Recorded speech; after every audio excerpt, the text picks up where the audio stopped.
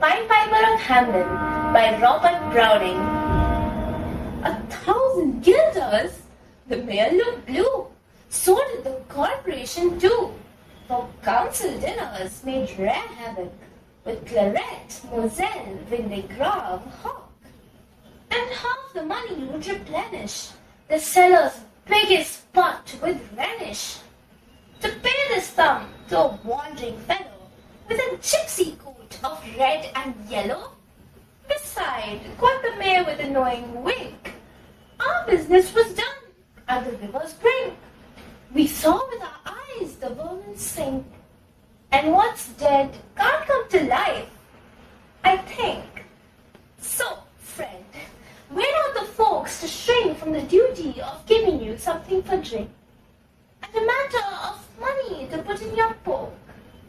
But as for the guilders, what we spoke of them, as you very well know, was in joke. Besides, our losses have made us thrifty. 1,000 guilders? Come, take 50. The piper's face fell and he cried, No trifling! I can't wait! Besides, I've promised to visit by dinner time Baghdad and accept the prime of the head cook's pottage, all he's rich in, for having left in the caliph's kitchen of a nest of scorpions, no survivor. With him, I prove no bargain driver. With you, don't think I'll make stiver. And folks who put me in a passion may find me pipe after another fashion. How? Cried the mayor. Do you think I'll brook being worse treated than a cook? Insulted by a lazy ribald with idle pipe and vest of piebald? You threaten us, fellow? Go ahead, do your worst. Blow your pipe back till you burst. Once more he stepped into the street, and to his lips again laid his long pipe of smooth straight cane. And ere he blew 3 notes, such sweet soft notes, as yet a musician's cunning never gave the enraptured air. There was a rustling that seemed like a bustling of merry crowds justling and pitching and hustling. Small feet were pattering, wooden shoes clattering, little hands clapping, and little tongues chattering. And like fowls in a farmyard, when barley is scattering, out came the children running, all the little boys and the girls, with rosy cheeks and flaxen curls, and sparkling eyes and teeth like pearls, tripping and skipping, ran merrily after the wonderful music with shouting and laughter.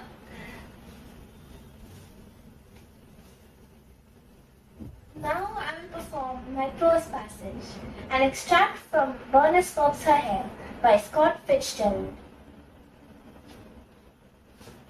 She was by the bedside now, very deliberate and calm. She acted swiftly. Bending over, she found one of the braids of Marjorie's hair, followed it up with her hand to the point nearest to the head, then holding it a little slack so that the sleeper would feel no pull. She reached out with her shears and severed it. With a pigtail in her hand, she held her breath. Marjorie had muttered something in her sleep. Bernice deftly amputated the other braid, paused for an instant, and then flitted swiftly and silently back to her own room. Downstairs, she opened the big front door and closed it carefully behind her, and feeling oddly happy and exuberant, stepped off the porch into the moonlight, swinging her heavy grip like a shopping bag. After a minute's brisk walk, she discovered that her left hand still held the 2 blonde braids. She laughed unexpectedly, had to shut her mouth from emitting an absolute peal. She was passing Warren's house now, and on the impulse, she set down her baggage and swinging the braids like pieces of rope, flung them at the wooden porch, where they landed with a slight thud. She laughed again, no longer restraining herself. She giggled wildly. Scat that selfish thing! Then, picking up her suitcase, she set off at a half-run down the moonlit street. Now I shall move on to my play, an extract from The Death Trap by Saki.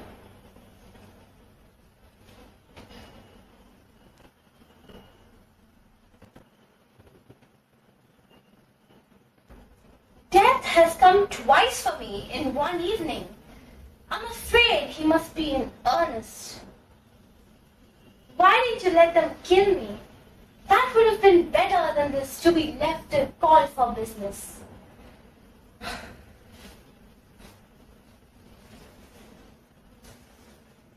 Stonets, you offered me a way of escape from a cruel death just now. Let me escape from a crueler one. I am a monarch. I won't be kept waiting by death. Give me that little bottle. And now, old friend, go quickly. You've seen me just a little brave. I may not be able to keep it up, but I want you to remember me as being brave. Goodbye, best of friends. Go.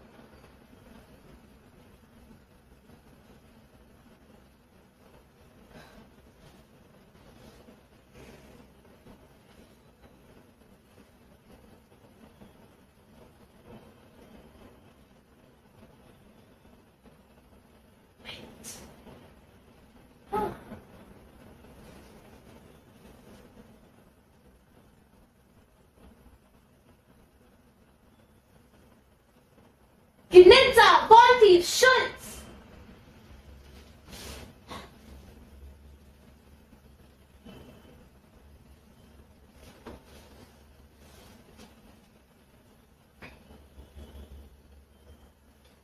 The prince is dead. Long live the prince. The old feud must be healed now. There's no one left of my family to keep it on. Prince Karl must succeed. Long live Prince Karl. Gentlemen of the Krenitsky Guard, drink to your future sovereign. You shall never serve another prince. Observe, I drink fair.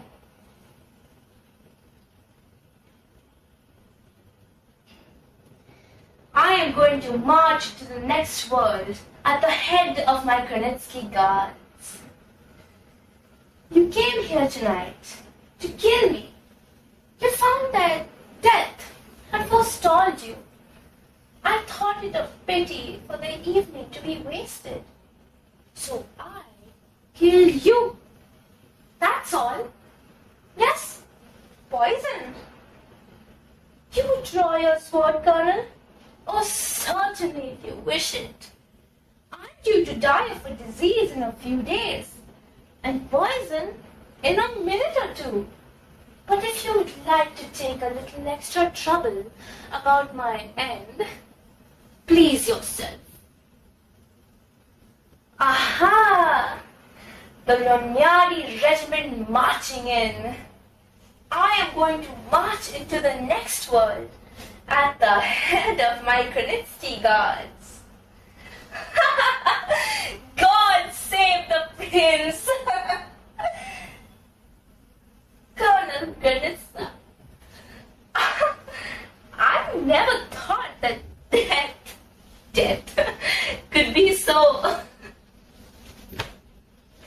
amusing.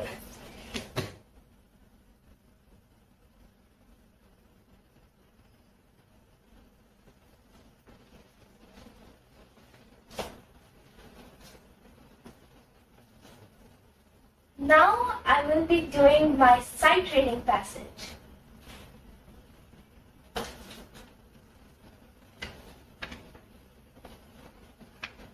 Dracula by Bram Stoker. I heard a heavy step approaching behind the door and saw through the chinks the gleam of an approaching light. Then there was a sound of rattling chains and the clanking of massive bolts drawn back. A key was turned with a loud, grating noise, and the great door swung back.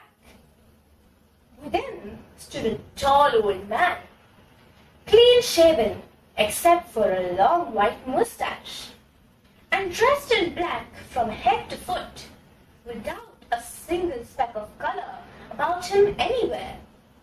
He held an antique silver lamp, throwing long, quivering shadows as it flickered in the draught of the open door. The old man motioned me with his right hand with a courtly gesture, saying in excellent English, but with a strange intonation, "Welcome to my house. Enter freely of your own will."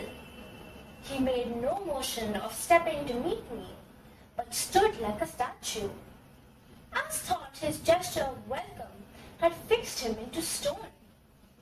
The instant, however, that I had stepped over the threshold, he moved impulsively forward, and holding out his hand, grasped mine with a strong and strength which made me wince, an effect which was not lessened by the fact that it seemed as cold as ice, more like the hand of a dead than a living man.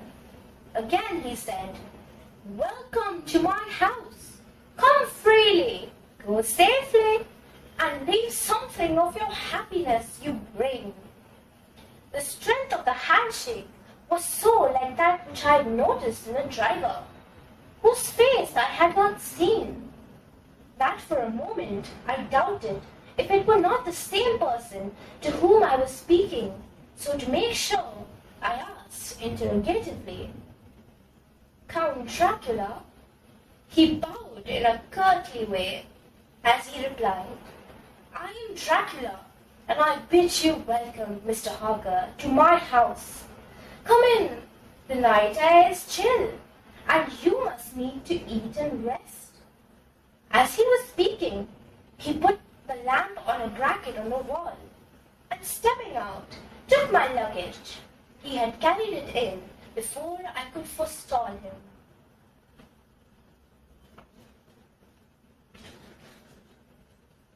Now I shall move on to my reflective task questions.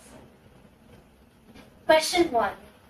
Which of the performed pieces or demonstrations did you find the most challenging and why? I personally, out of all the pieces that I rehearsed, I found the preparation of the pied piper the most challenging, as it is very long and I had to put aside a lot of time to internalize it, learn it, and memorize it. I also had to use a lot of voice modulation and change in the tone of voice. For the mayor, I used a sarcastic yet casual voice, and for the pied piper, I had to change my voice to that of being fearless but determined and angry. I also had to use my facial expressions and my arms and legs to move around the place to make it seem more natural.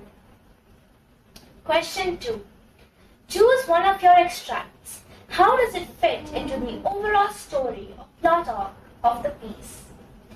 For this question, I'm going to take my prose passage, Bernice Bobs Her Hair by Scott Firzgerald. In this story, a girl from the town called Bernice comes to stay over at her cousin's place, Marjorie, who lives in the city. When Bernice arrives in the city, she realizes that she has to fit into society. There are a lot of criteria, and if you don't fit in, nobody likes you. When Bernice actually learned and was very good at fitting in with all of the city girls and boys, Marjorie was jealous.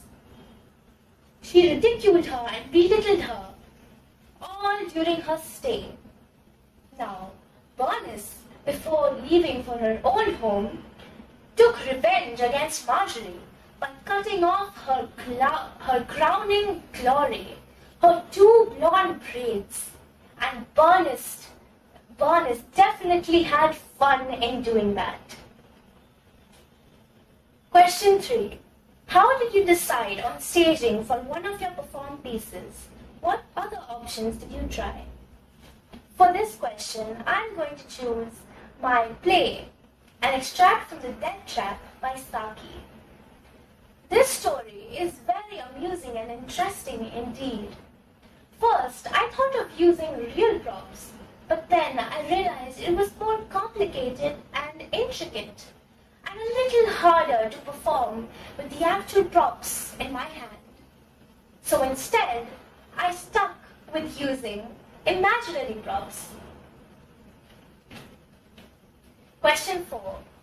Talk about the ways in which you can take responsibility for a safe and effective performance. For all my pieces, I had to put aside a lot of time apart from my academics to be able to learn all of it and make my performance as seamless and flawless as I possibly could. But to create a safe and effective performance, I had to sit and go through all my pieces in sequence. With the help of my teachers, I made my performance one of the best. And with the help of my mom, I'm able to film this recording right now. So I would like to thank everybody and myself. Thank you.